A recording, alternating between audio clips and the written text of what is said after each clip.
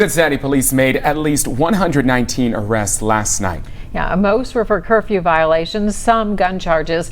But as LEVY tells us live, more people are coming forward with complaints about the conditions under which they were held Sunday night. Angenette?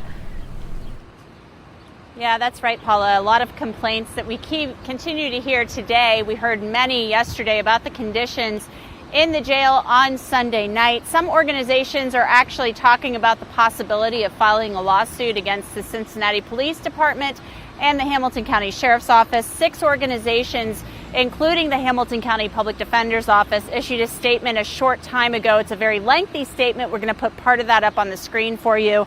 It says in part, people have been held for hours on end in buses and even outdoors from Sunday night to Monday afternoon. Protesters were held outside in a courtyard with no access to water, food, or bathrooms. Now, most of this stems, as I mentioned, from Sunday night's situation. That's when 307 people were taken to the Justice Center. Some of those people were kept in an outside area overnight. A sheriff's spokesperson told me those people were still technically in the custody of the Cincinnati Police Department because they had not yet been booked into the jail. There weren't as many deputies on duty to process all of those people as they possibly needed. They were probably caught a little off guard by that, and they said the COVID-19 pandemic has changed the way they operate things. Dave Doherty said the jail brought in more staff last night to book people and things went more smoothly. However, there were fewer arrests. Protesters say they're still upset about having to spend the night on buses and outside. We were all just out there in the cold, and most of us had our hands zip tied behind our backs. We asked to use the restroom, which we found out later is about 20 feet away.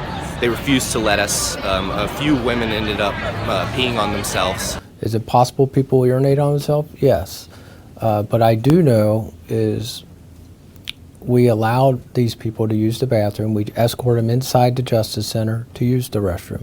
They took it a step further and they realized that the process was delayed, so we opened up the lobby of the North Building so they could get inside to keep warm and use the bathroom. They were being monitored by their arresting officers.